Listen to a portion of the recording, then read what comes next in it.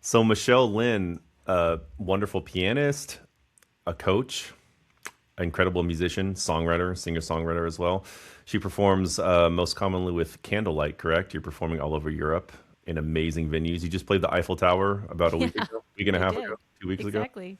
Yeah, unbelievable. And Yeah, you have a new album out called One Step at a Time. there So, it is. yeah. Oh, beautiful. The CD copy. Thank you. Yes, physical copy because we all have CD players in 2025. So I have had one. to I make sure still I had one. they're out of cars. They're hard to find. It's too bad. I mean, I It's too love bad. CDs. I'm Yeah. telling everybody that they can have a beautiful coaster just for the price of $20. Um, Is there a vinyl version?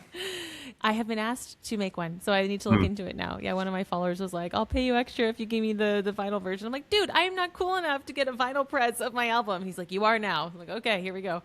I think more people oddly have vinyl record players than they do CD players now. Yeah, acoustics coming Yeah, back. Yeah, yeah, hipster. I know. But yeah, talk about the album. How long has it been going? How long have you been working on it? Yeah, so it's a crossover album. It is a combination of original songs that I wrote and sang on. I wrote the lyrics as well, and then I combined it with some piano pieces, classical piano pieces. I'm a classical pianist by trade. And so I started writing the songs around 4 years ago in 2021. And I knew that I wanted to mix it with some classical just to be able to show both sides of me. As an artist, we're really often put into a box or we're told to stick in a box. If you want to make it, you got to pick your lane. And so for me, it was always kind of, oh no, like how do I navigate this of showing these two sides of me, or maybe I don't show them at all. And so it was kind of a long journey with that. And then ultimately, I decided the best thing was just to kind of come out with this compilation album. So yeah, 4 years ago, started writing and recorded all of those singles, released them in 2022. And then the last year or so, I've been recording the classical side, worked with a different studio in Brussels for that, did the whole editing, mixing, mastering process, and then now finally got the whole thing released in one go. How does songwriting happen? How do you think of lyrics? Oh, that's a great question. I grew up with country music, so I think the story is really paramount. I took a songwriting course, and it was always talking about how do you want the people to feel, imagery. What are some, sometimes you'll see something that kind of strikes you or it sticks with you. I mean, you talk about this with your content. You're like, that you have a good hook when it doesn't leave your mind for the rest of the day. So sometimes you'll think about a concept or a visual and it just like doesn't really leave you. So one of the ones for me is in the first single. It's called Hold On. It says pick up all the pieces. There's life on what's behind. And that actually comes from a story in the Bible when they feed the 5,000 with bread and fish. And there wasn't enough, but the food was multiplied. And then at the end, Jesus says, pick up the pieces. And I was like, well, why would you pick up the pieces? Everyone's been fed and they're full and we're good to go. And so for me, my life had kind of exploded in a million pieces and I thought that there was nothing left. And when I read that verse, it like jumped out at me. And it was like, pick up the pieces of your life because there's still life on it. There's still something here. And I was like, okay, like I need to figure this out. I had to rebuild. And it was long and painful. But that really spoke to me. So I think, yeah, finding these kind of like this image that really sticks with you can be a good starting point. So you were going through that during the pandemic, and it was just like a whole thing came to a head, and then Yeah, all these exactly. songs are floating through your head, and then so you get an idea. It's just a concept that stays with you. So it's not like an idea that pops into your head randomly, and then you got to write it down. This is like something you're living with and you're thinking about it all the time, and then it just becomes a song. Correct? I mean, I write kind of instinctively. So I think I would sit at the piano and I would kind of maybe get a line or two. And then from there, I kind of flesh it out, I would say. But it's not something that's cognitive or logical or like, I'm going through this hard thing. I need to write about it. I think it's just like everything's kind of marinating in your heart. And then you sit at the piano. For me, I'm a pianist. So you see what kind of comes out, sing a few lines, and you're like, okay, this could be something. Worked with a great producer, but he actually didn't help me with any of the lyrics. I think it was just a matter of like I journal a lot, so been in that process of just writing. So what I would do is I would just write pages and pages and pages, just kind of like Julia Cameron talks about in The Artist's Way of those morning pages, and then after that I would highlight like words that jumped out to me, anything that seemed worth noting, and then from there I think I could kind of put some crafts together. So it starts with the words, right? Yeah, kind of. I mean, sometimes I'll sit at the piano and I'll just put a chord down and then I'll kind of find a melody on top of it. And I record with my voice memo on the iPhone. and I'll just start to sing kind of spontaneously over that chord progression. Just kind of like find a flow. So that's how I know I started writing the title track in 2021, because I have a voice memo of me trying to figure out the chorus. And it's funny to listen back to that now, because I'm like, okay, it was there. It just wasn't polished. Okay. Yeah, and do you have to dedicate time to these songwriting sessions, or they just happen spontaneously whenever you have time? Well, 2021, I had a lot of time. Mm. So, yeah, I think I would just sit at the piano, maybe once a day and just kind of meditate, chill out there. Now I haven't been writing in the last year. I've been too busy running around trying to save the world. So I need Yeah. to create some time to get back to it. Uh-huh. And then when you're recording in the studio, and how does that process work? I mean, evoking emotion in a studio, how does that work? Getting Yeah. emotional. Yeah. I read a really great book about acting once, and I think that helped me a lot. It always comes down to your intention. So again, I mean, I'm a classically trained pianist, so we think our whole lives about like, what is the sound that I want, training your inner ear, and then trying to reproduce that sound. So I think with the songs, it was like, okay, what are the words? What do they mean to me? Find a visual or some kind of imagery for that line, and then kind of start with the feeling. And then usually from there, I could kind of just get into the flow and turn off my inner critic. And I had an amazing producer, August Green. He lived here. Now he lives in Portugal. And he was so cool because he would just help me be totally chill. And, my dog was in the studio with us. We were just hanging out, having fun. He's like, all right, let's try it again. Like, there's no pressure. We had longer recording sessions. Like, there was no tight timeline. I think that helps being like a small independent artist, because you're not paying like $1 million to be in the studio for a day. You're just like, all right, we have like 3 hours. Let's just see what comes out. It's like, okay, cool. Like, teach me how to not be a perfectionist, please. So that was good. Yeah, I bet that's difficult. Yeah. Yeah. I mean, I've had to learn from other people who aren't so stressed and intense.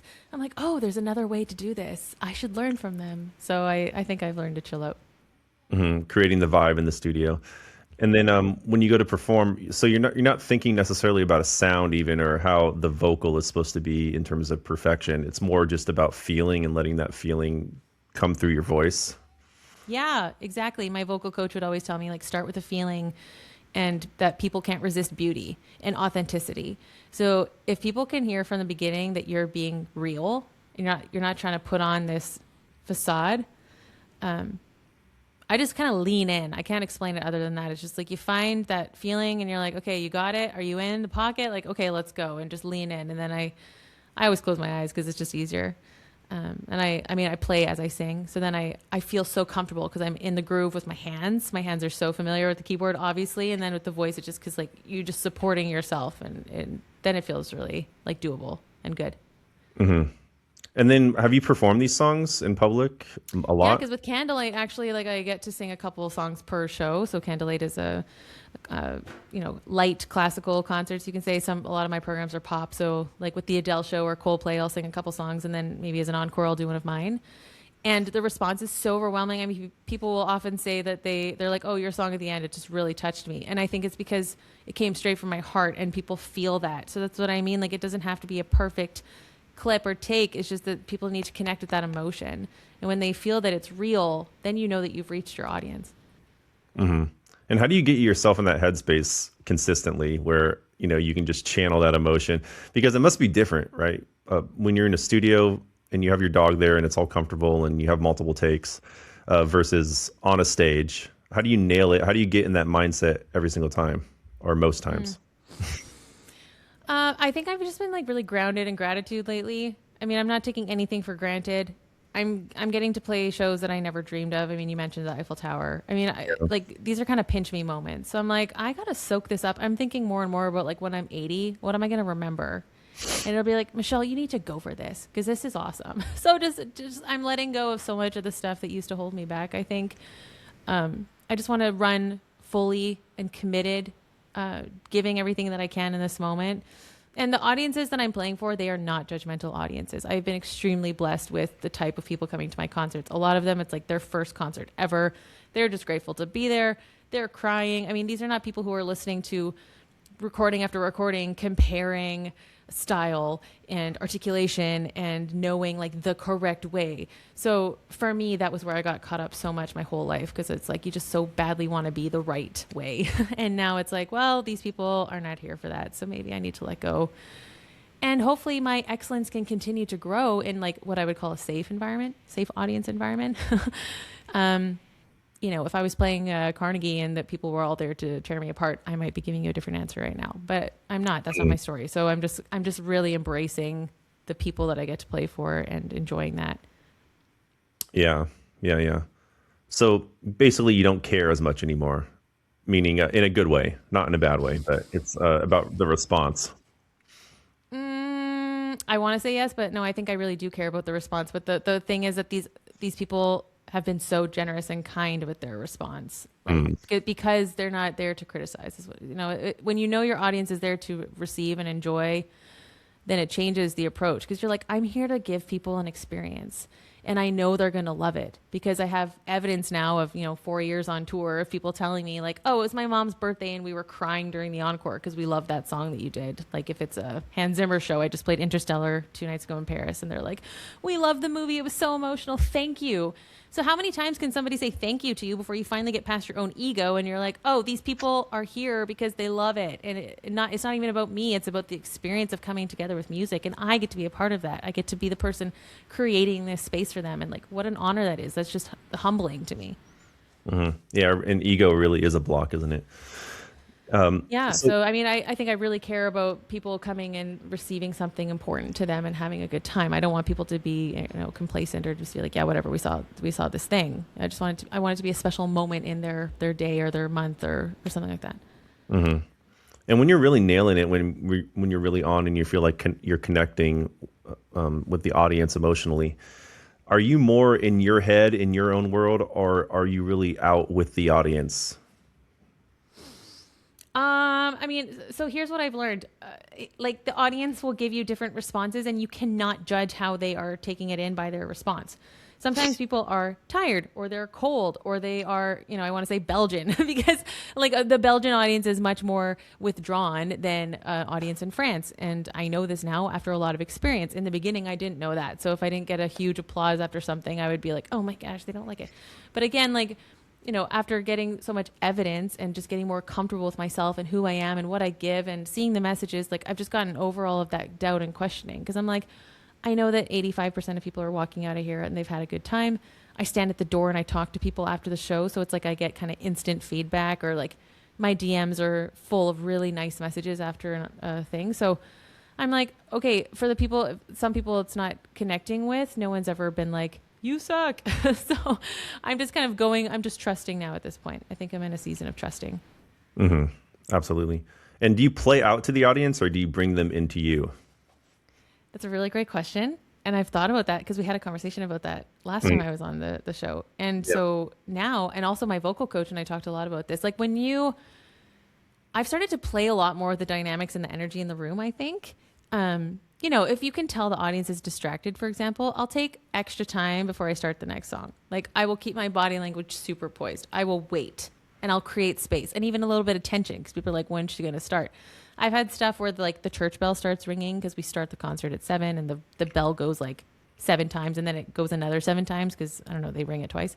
And I just sat there and I fully waited, and you could hear the audience is trying to get a bit restless because there's like 300 people sitting there like, when is this girl going to start? And I'm like, sorry guys, but the bell is going to ruin the opening of my piece. So let's just wait. We have time. You paid to be here. I'm happy to wait. I'm going to play a little bit longer. And so that's these moments where you don't have to rush through your life. You can actually create space for people to just sit. Like, how often do people get the chance now to just sit and be and not be thinking of their to-do list and not be trying to answer 1,000 messages? And it's like, you know what? We're just carving out this spot to rest and receive and be human for this hour. Mm-hmm. Yeah. Amazing. So it's both in a sense. Yeah. Depending on the situation now, I've started to be like, okay, this is high energy. I'm going to give. But then sometimes you realize like, okay, I can bring in for this moment of intimacy or closeness with the audience, and you can feel them with you. And I've started to kind of be a little bit more daring, like looking people in the eyes between shows and just kind of getting like a couple nods or a couple smiles. Like you only need to know that there's a few people with you to feel like, all right, I don't need 300 people smiling and cheering. I just need to know that I've got some connection with them, and that's enough now. And when you're singing these songs, which in some cases are very personal, are you feeling the emotions that you intended for the song in real time? Or are you just kind of not going through the motions, but, just kind of like, are you blanking out and just performing the song and then it's over and then you're not really thinking necessarily about the backstory while it's happening? What's the Yeah. deal? Yeah, that's a great question. So it's great. This album just came out now, and I had like kind of my first album release concert, the 29th, the day after it released. And I was playing through the songs to prepare for the concert, and I was like, man, this is pretty raw. Like, I was like, I can't believe this is out now today, because I'm on the other side of that season in my life. There was a point where I never thought that I would be able to get through it, much less over it. But now, like, praise God, I am. So to go back and be like, whoa, that's intense. So I wouldn't say that I blank and just do it. I would say maybe I go into the idea of it, but I don't re-feel the trauma or anything personally, because the stage isn't the place for that. Like, I have bled and cried, and now I've healed. So I talk about this a lot. Like, I don't bleed on social media. I don't think musicians should bleed on social media. If you have an audition that you get rejected from, or if you're going through something really difficult, like, social media is not the place to go and cry onto your audience, right? I think you should go through something, process it in a healthy community or in therapy or whatever. And then you can talk about the story publicly, like what you've learned and the lessons and how to help someone else. So I think that's where I'm singing from now. It's like, hey, I went through this and I can help you if you're there too.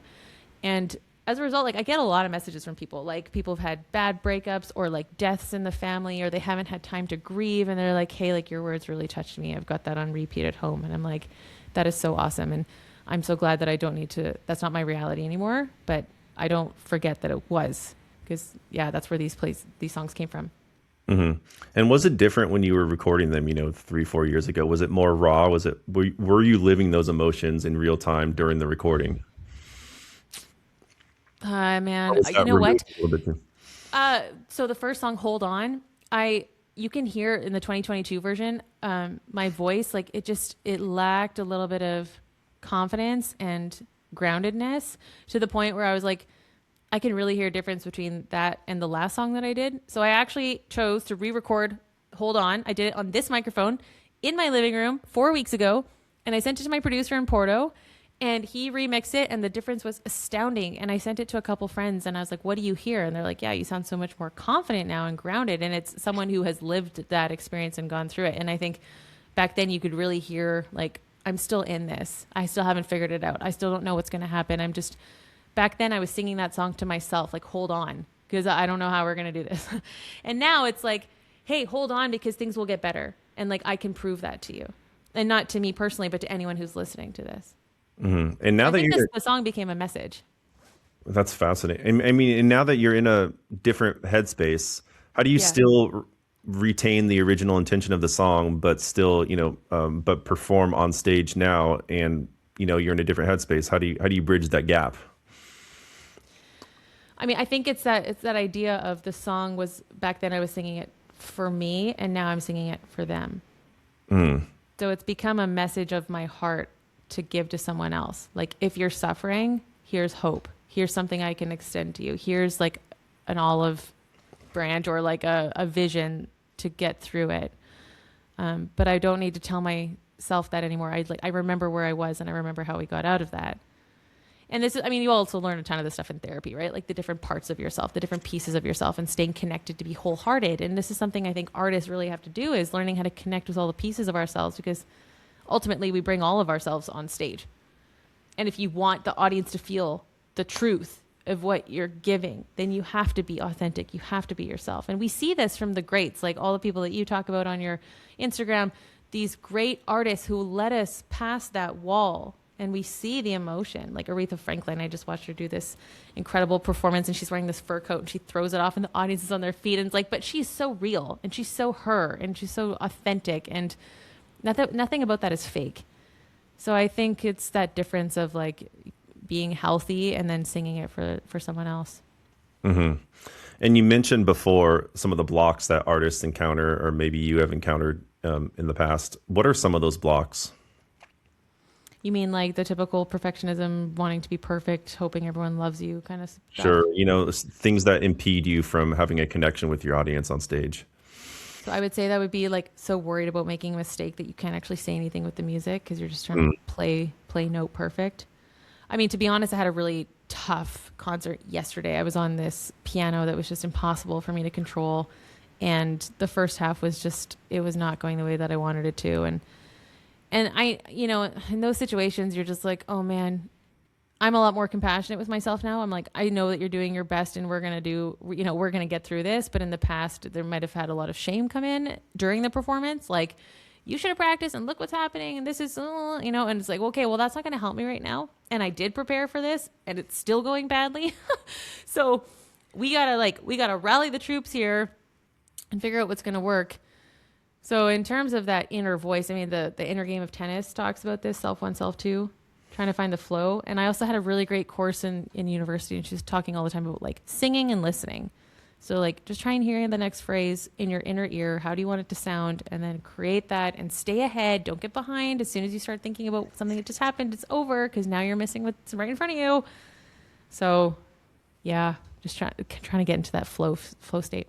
Staying present, basically you're a second ahead at all times, and then Yeah. you never go back or forward, more forward than that. Yeah. Anticipating, just looking one step ahead. Yeah.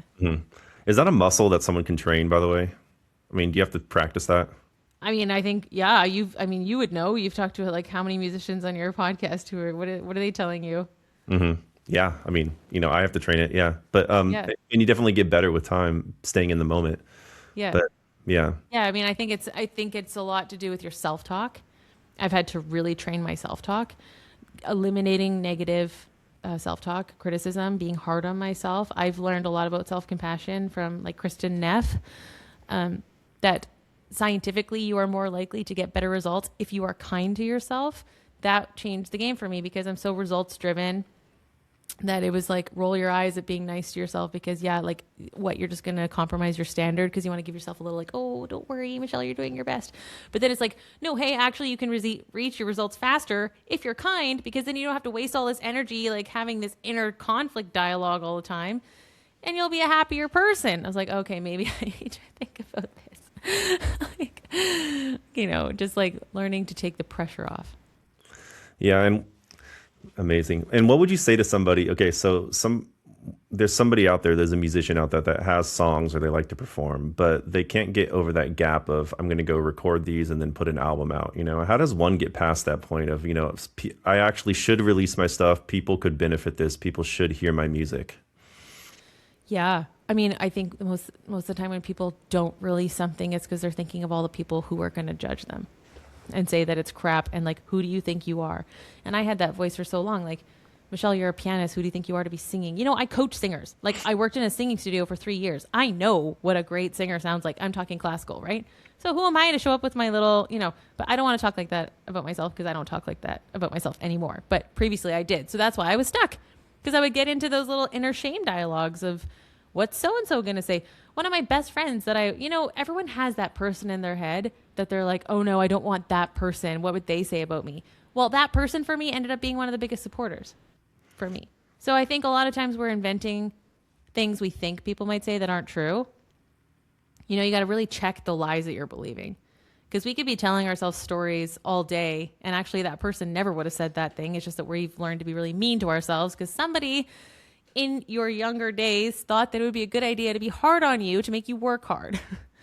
Right? And that's also a little bit about the generation that raised us, because that's what they learned.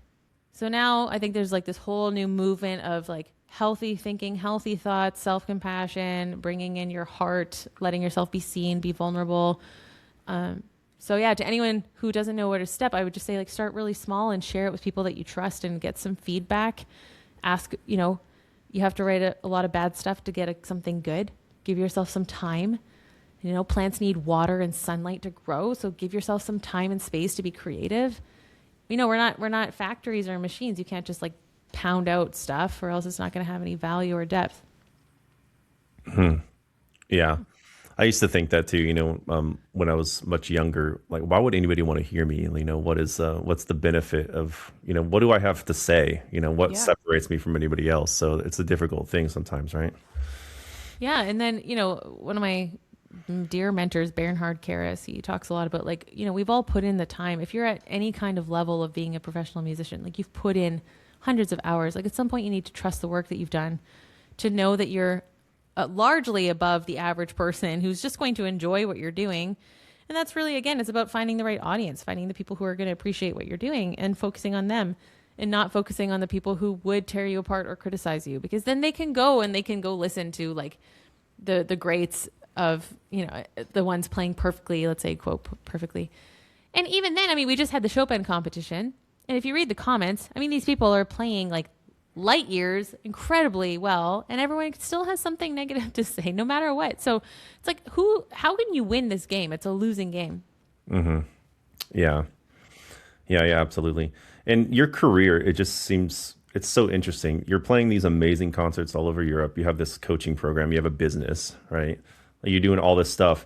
I mean, what has changed, do you think, in terms of how you used to be operating as an artist and as a musician or as a businesswoman versus now? What was the turn? Why are things going pretty well now compared to before?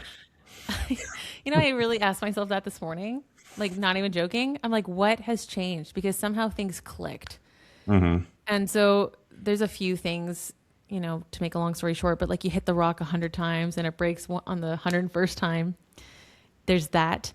The consistency over a long period of time, avoiding frustration. That has been big for me. I've had to like swallow my pride so many times. Try again. This didn't work. Try again. Don't get involved with your ego. Don't take it personally if people say no. Keep looking for opportunities.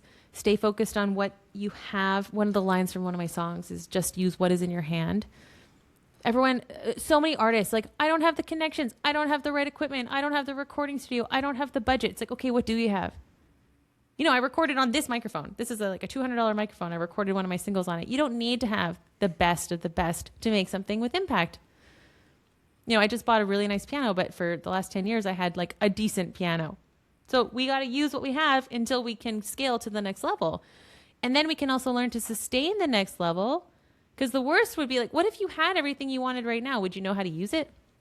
And we say this to our clients and the fearless artists, like, what's your dream gig? Okay, if they called you tomorrow and said, get on the stage, are you ready?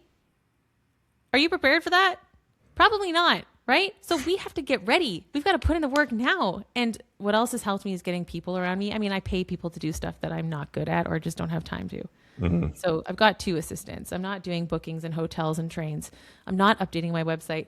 I've got content being made for me. Like, I spit out ideas, I voice memo stuff, and that gets posted for me within the day. And so I've just had to take a lot off of me and to stay focused on what I can do and to give myself a focus. And you've had trials, which is part of the inspiration for the album in the first place, right? I mean, I get the impression that, has there been a shift in faith as well? Like an increase in faith since then? Yeah. Oh man. Whew. Yeah, that's a good one. So I've been a Christian for a while. I would say, 20 years, let's say. And so I was married and, to someone who I had the same values, and we were in leadership at a church. And, so everything crumbled, got divorced and lost a lot of friends in the church and, lost, the position that we had. And, so it just went through this kind of shaking, I would say. And I would also say God has been faithful to me, and he never left and really put people around me to help me. But in my own pain and questioning, I think I've been wrestling for longer than I maybe needed to, because the why can eat you alive. If you can't let go of the why, and if you demand answers or an explanation, also that one of the lines in my song, some questions don't have an answer. And so I really had to come to this place of surrender. So I would say probably in the last year and a half, my faith has started to bloom again. But for a while, it was just like survival mode, total survival mode. Yeah. And and this can't be a coincidence, right? I mean, with the career and the faith increasing, it's like, do those two go hand in hand? You know, I really believe God has given me everything that I have. So my prayer is to be able to steward well what I've been given. To really, to plant. The Bible talks about reaping and sowing. And everything that you're living today is because you've sowed it in the past. What you're reaping today is something that you have sowed in the past. So my prayer is like, God, prepare me, teach me what to sow, teach me who to focus on, help me to use the gifts that you've given me. Like, I know this isn't coming from me. I have had divine connections show up in my life, people appearing in my life out of nowhere that I didn't find. I wasn't looking for the producer of my album. It was a friend of a friend. And then suddenly he was in my living room taking piano lessons. And then he encouraged me to show him my stuff. Like my vocal teacher, I met his wife at a hair studio. Just people have just appeared. And so I'm like, okay, God, like I can see that you're putting these people in my life. And people have prayed for me. I mean, I've got a prayer team. They cover me when I travel. When I'm traveling, I'll sometimes send like these SOS texts because I need to catch a flight and a bus and a train. And then my concert's in 3 hours and like the stress is off the charts. And I have this peace that like he's in control and I can trust him and it's not up to me to save the world. I just want to be used and yielded and surrendered and to use what I have to make things a better place around me. So yeah, absolutely. That for me is my core. And how does one increase trust and decrease trying to control every little aspect of their lives? Great questions. I mean, I can only speak from my own experience, right? But I've learned like trust comes through relationship and time. So, spending time in the Word of God, spending time in prayer, spending time talking to other people who have faith as well, who can encourage me, being very honest about my doubts and fears, writing them down. I mean, the songs are also very honest. Like we're not pretending here. And that's where I've taken issue in the past with some Christian circles to just like slap a smile on your face and be like, yeah, God is good. Like everything's fine. It's like, actually things are not fine. I was not fine. And I had people trying to be like, oh, you need to just keep going. It's like, but I can't. And the song Let Me Heal, I mean, it's the most uncomfortably honest song that's on the album. It's also the highest streamed song, which I thought was interesting. But it's like, carry me on a stretcher, I'm bleeding from within.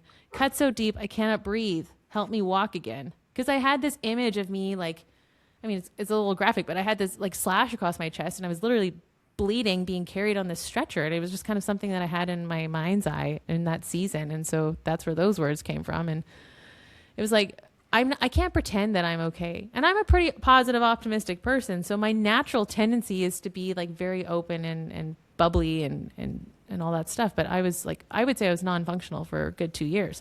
Like even my parents were like, we haven't seen you smile. So I think if you want to heal, you have to be honest. You have to let yourself be honest with where you're at, or else it's just going to be kind of a facade, like a Band-Aid solution. Did that answer the question? Yeah. It's like it's a pretty long.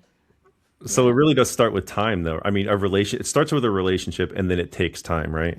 Absolutely, It's yeah. not- Like any relationship in your life, you need to spend time and be honest. I would say. Yeah.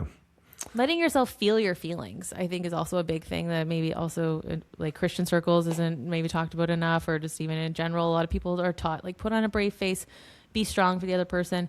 It's like, yeah, but you got to put on your own oxygen mask first. And if you're not taking care of yourself, you can't take care of someone else truly, because at some point it's going to cost you. And this maybe gets to where do ideas come from? Because I've always wondered this with songwriters. I'm not being a songwriter. Where do ideas really come from? Like, what's the source? When you have an idea that flows through your head and it's just this genius light bulb idea that can potentially change your life, right? Because you write a song and that you could be known for that song and that idea could change your life. Where does that idea come from? What is the source? Is it you? Yeah, I mean, a lot of people talk about the muse, right? I know Chris Martin wrote Yellow because they apparently walked outside the recording studio and they looked up at the sky and they were just kind of had this moment of awe and wonder and said, look at the stars.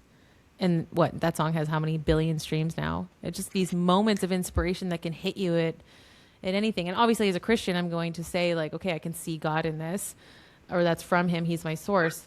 For someone who's not a believer, then I would definitely say, I mean, the evidence of the world that we live in, taking time outside, hiking in the mountains, a sunrise, or like a moment of connection between two friends. I mean, these beautiful moments. I mean, you just had your second child. I mean, you know what it's like to have these moments of awe and wonder. And you're like, there's no price to put on this. This is so precious. And if we can create space for that, hold on to those moments, I think that's where great art is also birthed. Mm-hmm. And then having the taste to recognize when they pop up, right? Yeah, and that's part of the artist's job is to create beauty or to be honest about like the state of the world or the society that we're living in, and hopefully to point people to something that's greater than us, because there are so many horrible things happening that if you don't have a source for hope or strength or to comfort to be able to move through this, I mean, who else do you look to? Absolutely. Yeah, absolutely. So you've performed all these songs on stage on the new Yeah. album. Yeah, Yeah. recently. Yeah, 2 weeks ago. Uh-huh. Oh, and you performed the whole album or in one go? Or? I did almost the entire album, yes. Wow. Yeah. And what does that feel like going through the whole thing? Whew, it was a journey. I was feeling like stretched. I was surprised. I mean, it was also the day after the Eiffel Tower, and I had to travel home, so obviously a little bit of tiredness there. But I was uncomfortable with the level of vulnerability in the lyrics because I'm not there anymore, like we already talked about. So it was a little bit of that. It was a little bit of like, wow, these people are getting like a real snapshot here. I'm like, it's kind of like, hi guys, here I am. But then the response after, people were coming up in tears and gratitude. And so again, you just realize, okay, like this is the job of an artist, to be real so that people can also be real. And to have that, because people, when they feel safe, they'll open up. And I can't tell you how many stories I've had from people sharing real pain and difficult things. And I'm always like, whoa, like I'm a little bit surprised sometimes at how far people will share it to me. But then I realize that's their response to what I gave them. So that's been really interesting. So I would say for me, it was a stretch. And also it was my first time doing this kind of concept of mixing the classical with pop stuff. So there was a little bit of like, people don't know what they're signing up for. They don't know me. I haven't presented myself to the world like this. This isn't my brand. I'm just stepping into this. So like, I hope you like it because you're here for an hour. There's still a little bit of that. And also finding the flow, because I played some Mozart and Chopin in between. So it was the first time kind of attempting this concept of mixed genres. And I was feeling vulnerable. But I'm sure there's certain times where you feel more guarded than other nights, right? Certain times where the wall is up a little bit more than it would be. I mean, how do you remove that? How do you get to the place where you can consistently connect with it? I know we touched on this before, but I just kind of want to clarify it for people. Are there techniques involved before you got like backstage? Or there's certain things that you're doing so you can ensure that you're vulnerable or emotionally connecting on stage? Okay, so if I'm having an off, it's been a tough travel day, or I'm tired, or I just maybe have this like, I don't want to do this, then there is a real energy that comes from what we do, right? So first of all, like even just walking on stage, like posture on, smile on, like I am here. People have paid money to be here. I better, first of all, check myself and remember that like this is an honor, and a lot of people would like to be in this position. So there is a measure of like, be aware of the gift that this is to do right now. And then second of all, usually by the time I get through the welcome, I do like a little welcome speech.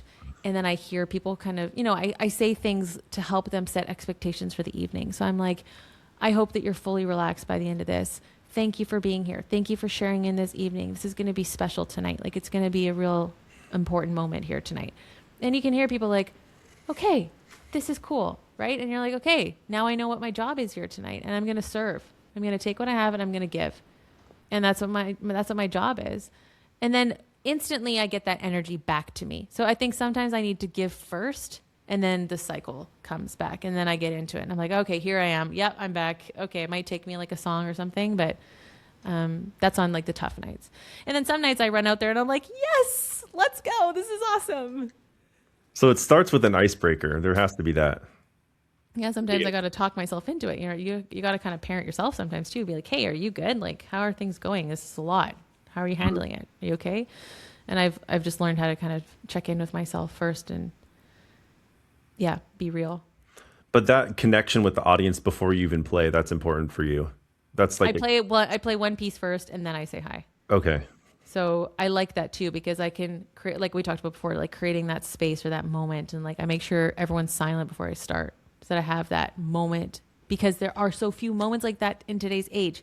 People are, especially if you're in the bigger cities, I mean, you can't walk down the street now with being wall to wall people. So to have this moment of silence, it's like this precious thing that we don't get so much anymore. It's like, okay, we're going to enjoy this. Yeah.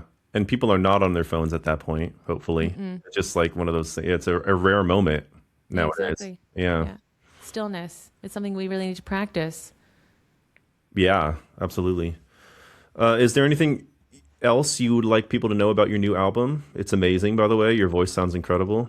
Thank you. Thank you. Yeah. Yeah, it's out. It's out on every platform. So I mean, if you're listening, I'd love to hear from you and send me a message. And yeah, I give credit to I love my dad so much, and I started singing with his band when I was 4. So I always just think of the people in my life that I did this with, who helped me get this far.